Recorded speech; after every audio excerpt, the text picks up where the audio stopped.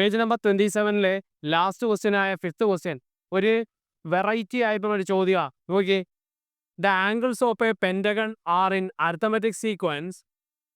First question, if the angles are written according to their magnitude, what would be the third angle? ഒന്നുമില്ല, നമ്പറിന്റെ increasing ഓർഡറിൽ എഴുതാനാണ് പറഞ്ഞേക്കുന്നത്. According to their magnitude എന്നൊക്കെ പറയുന്നത് നമ്പറിന്റെ വാല്യൂ, അതായത് ഇപ്പം 40, 50, 60 അങ്ങനെ എഴുതി പോകാനാണ് പറഞ്ഞേക്കുന്നത് കേട്ടോ. എന്നിട്ട് അങ്ങനെയെങ്കിൽ അതിന്റെ തേർഡ് ആംഗിൾ ഏതാണെന്ന് കണ്ടുപിടിക്കണം. അതുകൂടാതെ if the smallest angle is 40 degree, what are the other angle?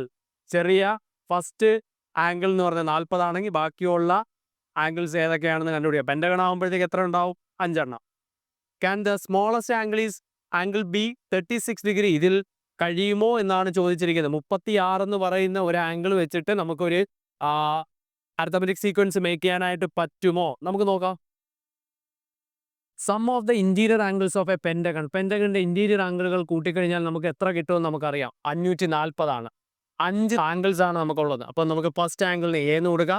A plus d, a plus 2d plus a plus 3d plus a plus 4d equal to 540.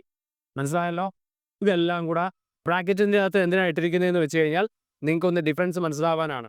A എന്ന് പറഞ്ഞു കഴിഞ്ഞാൽ first time, A plus D എന്ന് പറഞ്ഞാൽ second, third angle ആണ് ഉദ്ദേശിക്കുന്നത് കേട്ടോ. ഈ ആംഗിളാണ് നമുക്ക് ഫസ്റ്റ് ക്വസ്റ്റ്യന് ചോദിച്ചിരിക്കുന്നത്. ഈ തേർഡ് ആംഗിൾ എന്താണ്? അപ്പോൾ നമുക്ക് എ എല്ലാം കൂടെ കൂട്ടാം. നോക്കിയേ, 1, 2, 3, 4, 5, 5a ആണുള്ളത്. 5a പ്ലസ് ഡി എത്ര ഉണ്ട്? ഒരു ഡി, 2d. അപ്പോൾ എത്രയായി? 3d ആയി. 3d 6d, 6d 4d എത്രയായി? 10d equal to 540. കിട്ടിയല്ലോ. ഇനി കോമൺ ആയിട്ട് 5നെ ഇനി പുറത്തെടുക്കാം. ഇവിടെയും 5 ഉണ്ട്, ഇവിടെയും 5 ഉണ്ട്. A plus 2d equal to 540. Simple ആണ്. നോക്കേ, 5 ഇൻറ്റു എ 5a, 5 ഇൻറ്റു 2 എന്ന് പറഞ്ഞു കഴിഞ്ഞാൽ 10.